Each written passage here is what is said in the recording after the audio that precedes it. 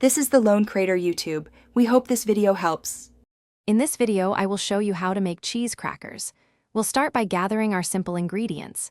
You'll need 1 1/2 cups of all-purpose flour, 1/2 teaspoon of salt, and 8 tablespoons of cold unsalted butter. For that delicious cheesy taste, grab 2 cups of shredded sharp cheddar cheese. Finally, have 2 to 4 tablespoons of cold water on hand. These fresh ingredients are key to perfect crispy crackers. Now let's mix our dough. First, whisk together the flour and salt in a large bowl. Next, cut in the 8 tablespoons of cold butter using a pastry blender or your fingertips until the mixture resembles coarse crumbs.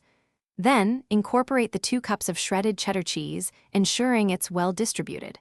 Finally, add the cold water, 1 tablespoon at a time, until the dough just comes together.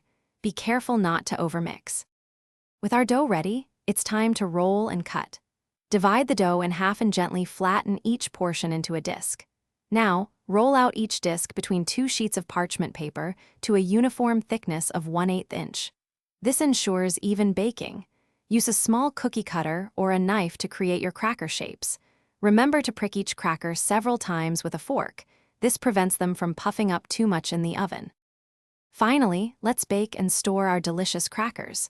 Preheat your oven to 375 degrees Fahrenheit. Carefully arrange your cut crackers on a baking sheet lined with parchment paper, leaving a little space between each. Bake them for about 12 to 15 minutes, or until they are beautifully golden brown and wonderfully crisp.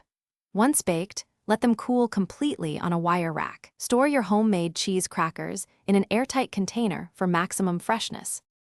Thanks for watching. Consider subscribing if we helped you.